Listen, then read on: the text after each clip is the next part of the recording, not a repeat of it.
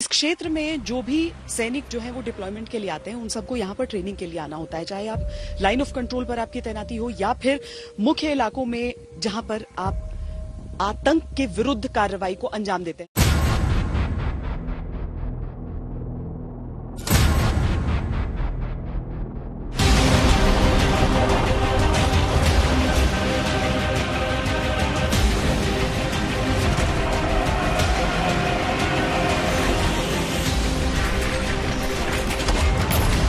युद्ध लड़ने और आतंक के खिलाफ जंग लड़ने में जमीन आसमान का फर्क होता है।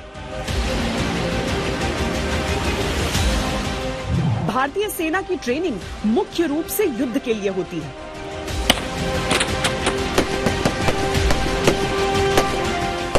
एंटी टेरर सोल्जर बनने की पहली सीढ़ी होती है एक नई चुनौती के लिए तैयार होना, और यही निर्णायक है कोर बैटल स्कूल यानी CBS।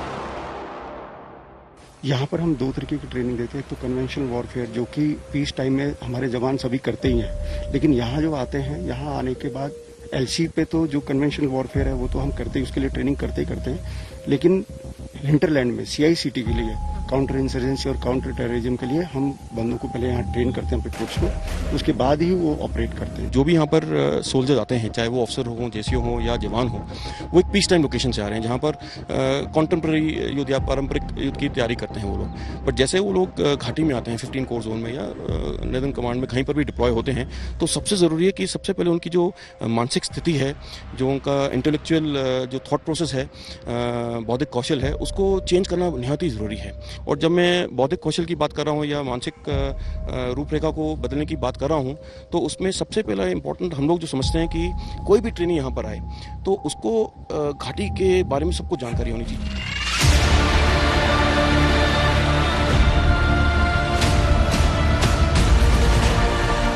CBS का मुख्य उद्देश्य है एक ऐसे इलाके के लिए सैनिकों को तैयार करना जो आतंक के खिलाफ लड़ाई के लिए घाटी में तैनात किए जाते हैं। क्रूज स्थित इस CBS की स्थापना 1997 में की गई थी। चूंकि एंटी टेरर ऑपरेशंस में कामयाबी के बावजूद हम बड़ी संख्या में अपने सैनिक गंवा रहे थे, सैनिकों को ऐसे प्रशिक्षण की आवश्यकता थी जो उन्हें जम्मू कश्मीर के इलाके से परिचित कराए।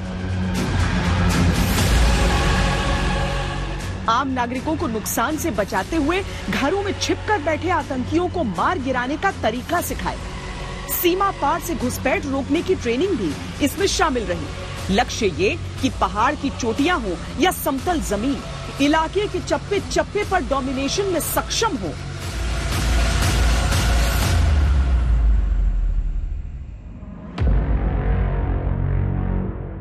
फिफ्टीन कोर बैटल स्कूल में जितने भी इंस्टॉलेशन है, ट्रेनिंग इंफ्रास्ट्रक्चर है, वो कश्मीर को ध्यान में रखते हुए है।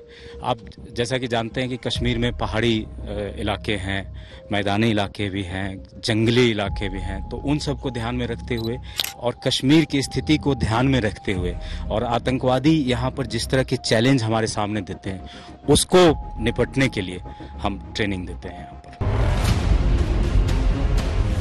आइए इस कोर बैटल स्कूल के दिलचस्प पहलुओं से आपका परिचय कराएं। ऑब्स्टिकल कोर्स को ही देख लें तो यहाँ पर जिस तरह के 17 अवरोध लगाए गए हैं, वो दरअसल प्राकृतिक तौर पर जो जमीन पर मिलते हैं इन इलाकों में, चाहे पहाड़ी चढ़ाई हो या फिर पेड़ के तने हो या फिर कांटेदार तारे हो, जो कि हर इलाके में लगाई रहती है यहाँ पर, तो वो सारी चीजों का परिचय और उनकी ट्रेनिंग यहीं पर हो जाती है। इसे देखिए, देखने में ये एक आम कश्मीरी गांव है, लेकिन यहाँ कोई नहीं रहता। ये गांव एक खास कारण से बनाया गया है। लोग यहाँ पर जो हमारे 15 कोर जोन में ट्रूप्स आते हैं, वो काफी लोग ऐसे हैं जो पहली बार कश्मीर वैली में आते हैं, और जो लोग दोबारा भी आ रहे हैं वो एक गैप के बाद आते हैं। तो यहाँ के जो गांव मोहल्ला लेआउट किस प्रकार से होता है, लेन्स बाय लेन्स किस प्रकार से होती है, उनको किस प्रकार से हमें काउंटर टेररिज्म ऑपरेशन के हिसाब से देखना है, वो समझाने के लिए यहाँ पे हर एक ट्रूप को इस गांव के थ्रू गुजारा जाता है, जो कि तकरीबन आपने देखा है, तकरीबन इसका नाम है। एक एक चीज का बेहद बारीकी से ख्याल रखा गया है, एक एक बात पर खास ध्यान दिया गया है, क्योंकि जिन ऑपरेशंस के लिए ये फौजी जाते हैं उसमें चूक की गुंजाइश नहीं होती। तो 15 कोर जोन में जो भी हाइडआउट पकड़े गए हैं इन द पास्ट, सो वो सारे हाइडआउट्स यहाँ पर इस गांव में रिक्रिएट किए गए हैं, घरों के अंदर, लेन्स के अंदर। तो जो भी नई नई चीजें आ रही हैं, नए नए मोडस ऑपरेंडी टेररिस्ट एम्प्लॉय कर रहे हैं, वो सारे हम यहाँ पर रिक्रिएट करने की कोशिश करते हैं, जिससे कि ट्रूप्स जब एक्चुअल ऑपरेशन एरिया में जाए तो वहां पे they are sensitive, they are aware. Obviously वो कोई नए तरीके अपनाते रहेंगे, लेकिन जब ये सब चीजें देख लेंगे so they are now suspicious about everything. Hindustan के अलग अलग क्षेत्रों के गांव अलग अलग दिखते हैं, घरों का निर्माण भी अलग होता है। इस गांव में कश्मीर के गांवों के टिपिकल घर मौजूद हैं। इतना ही नहीं, नॉर्थ कश्मीर और साउथ कश्मीर के गांवों में फर्क होता है। इस काउंटर इंसर्जेंसी विलेज में ये फर्क भी दर्शाया गया है। साउथ कश्मीर में थोड़ी सी गर्मी ज्यादा होती है, तो किचन वगैरह घर के बाहर, जैसे कि घर से लगा हुआ लेकिन बाहर। इसी तरह जो नॉर्थ कश्मीर में है, थोड़ी सी ठंड ज्यादा होने की वजह से किचन, बाथरूम सब अंदर ही होता है, उसी कॉम्प्लेक्स के अंदर ही।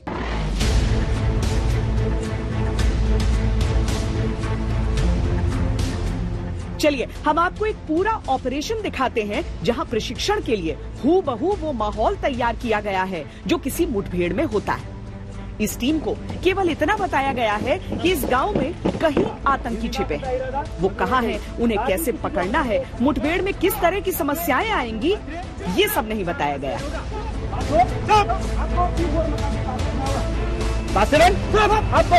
मकान के पास लगा होगा। बेहद सावधानी और सतर्कता से बड़ी पैर में बटकर सैनिक गांव में बढ़ते हैं, आम लोगों को सावधानी से बचाते हुए। तलाशी लेकर आगे बढ़ते हुए उन्हें जिस घर का अंदेशा था वहीं से गोलियां चलने लगी। उनकी ट्रेनिंग ने उन्हें सही जगह पहुंचा दिया था, लेकिन घर को घेरते ही उन पर पत्थरबाजी होने लगी, जैसा कि हर ऑपरेशन में देखने को मिलता है। स्थानीय लोगों को वहां से दूर रखते हुए सैनिक अब इस कोशिश में जुट जाते हैं कि आतंकी जिस घर में छिपे हैं वहां से घर वालों को बाहर निकाला जाए। सरपंच साहब के घर को चारों तरफ से फौज ने कॉर्डन कर लिया है। इसके अंदर जितने भी मर्द, औरतें, बुजुर्ग और बच्चे हैं वो जल्द से जल्द बाहर आ जाए। अमूमन ये भ्रम फैलाने की कोशिश की जाती है कि सेना मानवाधिकार नहीं देखती, केवल मारना जानती है। लेकिन ट्रेनिंग का ये हिस्सा देखिए, जहां आतंकी को मारने से पहले उसे सरेंडर कराने की कोशिश भी सिखाई जाती है। इसके अंदर जो भी मुजाहिद है, अगर वो सरेंडर करना चाहता है तो वो सरेंडर करे, नहीं तो फौज अपनी कार्रवाई करेगी। लेकिन सतर्कता पर बिल्कुल भी कॉम्प्रोमाइज की इजाजत नहीं। बाहर आते लोगों की चेकिंग के जरिए ये देखा जाता है कि कहीं कोई आतंकी फरार तो नहीं हो रहा। आतंकी का खात्मा ट्रेनिंग का अंतिम विकल्प है। जरा सोचिए, भारतीय सेना के जिन जवानों को योद्धा बनाते हुए भी ऐसे संस्कार दिए जाते हो, वो दुनिया में सर्वश्रेष्ठ कैसे नहीं होंगे। लेकिन मानवीयता केवल मानवों के लिए जो दानव हैं, जो आतंक का रास्ता छोड़ना नहीं चाहते। सेना के इन शूरवीरों से सामना होते ही वो दुनिया छोड़ देते हैं।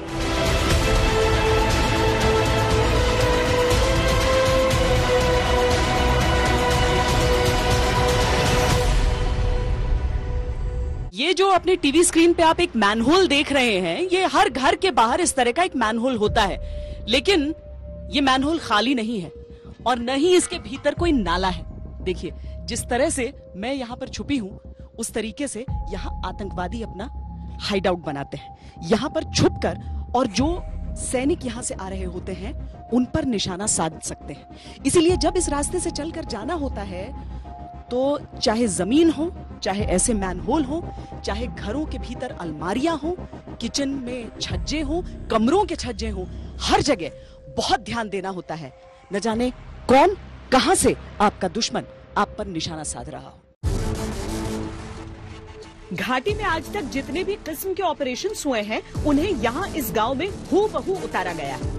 किचन की छत में छिपने की जगह है, अलमारी में छिपने की जगह है, चिमनी में छिपने की जगह है, मैनहोल में छिपने की जगह है।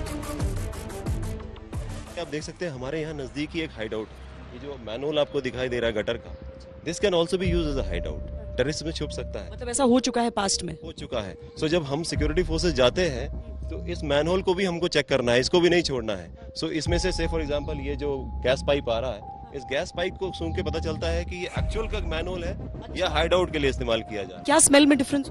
ऑब्वियसली उसमें बदबू आएगा और उसमें फाउल स्मेल नहीं होगा अगर सिर्फ हाइड आउट के लिए इस्तेमाल हो रहा है।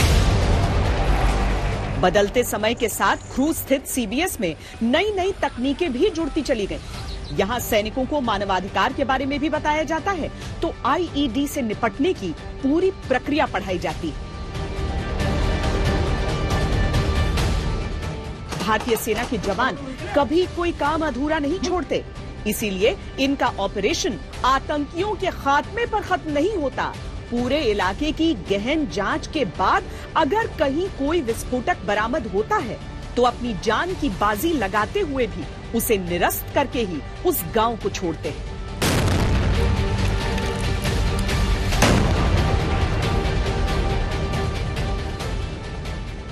कोर बैटल स्कूल में हर महीने करीब 3,500 सैनिक आतंक के खिलाफ लड़ाई का प्रशिक्षण लेते हैं। घाटी में तैनात कोई ऐसा सैनिक नहीं जिसने यहाँ से प्रशिक्षण न ली हो। शक होने पर वार्ड को टू करें। यहाँ लाइन ऑफ कंट्रोल पर तैनात होने के लिए जो टुकड़ियां आती हैं, उनका प्रशिक्षण 2 हफ्तों के लिए होता है और राष्ट्रीय राइफल्स की जो टुकड़ियां आती हैं, उनकी ट्रेनिंग 4 हफ्तों की होती है। भारतीय सेना में आने के साथ ही एक रिक्रूट के स्तर से ही फायरिंग की ट्रेनिंग तो दी जाती है। आपके मन में ये सवाल भी उठ सकता है, फिर सीबीएस में अलग क्या होता है? सीबीएस में बहुत कुछ अलग होता है। फायरिंग का हर वो तरीका जो आपको जंगे मैदान में या फिर अपने दुश्मन के सामने किसी भी परिस्थिति में इस्तेमाल करना हो, उसे यहाँ पर सिखाया जाता है। आपको हैरानी होगी ये जानकर कि यहाँ इन सैनिकों को 1-2 नहीं बल्कि 10-10 तरीकों से फायरिंग की ट्रेनिंग दी जाती है।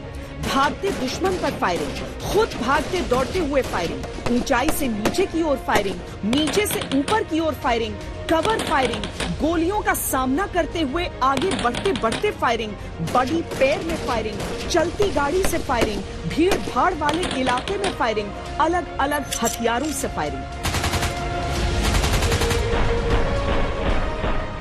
अमूमन जब सिक्योरिटी फोर्सेस भीड़ भड़के वाले इलाके या आबादी वाले इलाके से गुजरते हैं तो ये देखा गया है कि टेररिस्ट भीड़ का फायदा उठा के उनके ऊपर ग्रेनेड लॉबिंग या फायरिंग करते हैं। ऐसे समय में एक सिक्योरिटी फोर्सेस किस प्रकार से गाड़ी में से टेररिस्ट को न्यूट्रलाइज करते हैं और आबादी वाले इलाके में किस प्रकार से एक्शन करते हैं, उसी का इस रेंज के ऊपर प्रैक्टिस दिया जाता है।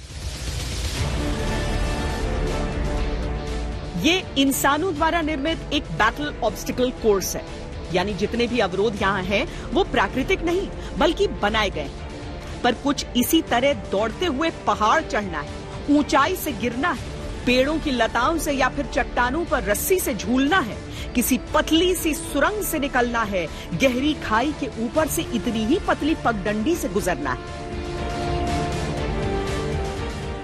जरा सी चूक और मौत निश्चित, लेकिन संभल कर चलने का तो समय ही नहीं है, इसीलिए 17 बाधाओं को पार करने के लिए अधिकतम 12 मिनट का समय दिया जाता है। हर एक बाधा का एक पर्टिकुलर हमने उसका साइंटिफिक वैल्यू लिया है कि बॉडी के किस पार्ट के किस मसल को वो टारगेट करती है। तो जो टोटल 17 में से जो 9 ऑब्स्टिकल हैं वो अपर टॉर्सो को टारगेट करते हैं और बैलेंस जो है कि वो लोअर बॉडी के लिए है।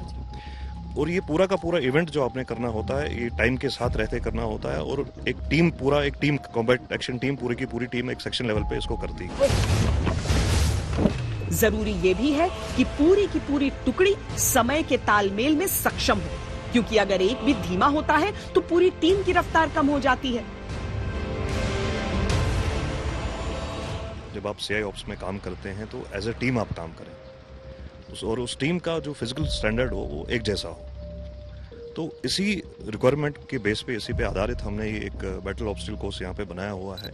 एज ग्रुप इसमें काफ़ी वेरिड होगा और एज ए टीम आपने काम करना है। वो टीम स्पिरिट को बढ़ाने में भी ऑटोमेटिकली इसका एक रिजल्टेंट है, वो एक लेसन है कि एक टीम स्पिरिट भी बनता रहे उसमें।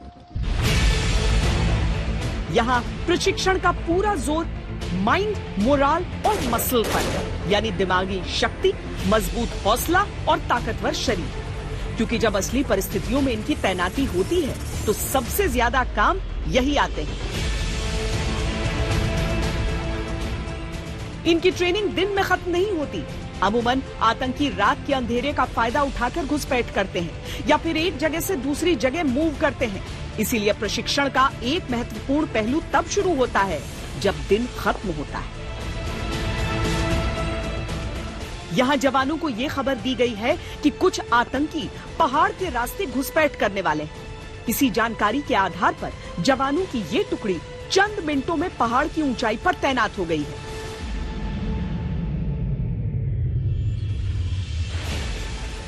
सन्नाटे में आवाजों को सुनकर और अपने नाइट विजन का सहारा लेकर ये आतंकियों को ढूंढ निकालते हैं।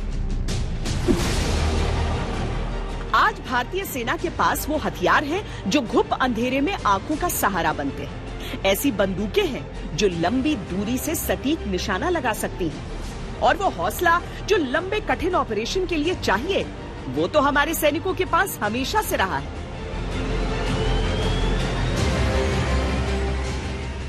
आतंकियों को ढूंढने के बाद बेहद खामोशी से टीम ने उनके पास आने का इंतजार किया। सही दूरी पर आते ही ढेर कर दिया। ये केवल एक टास्क था। ये आतंकी नकली थे, गोलियां भी नकली थी, लेकिन हिम्मत असली थी। जवान अपनी तैयारी में एक कदम और आगे बढ़ चुके थे।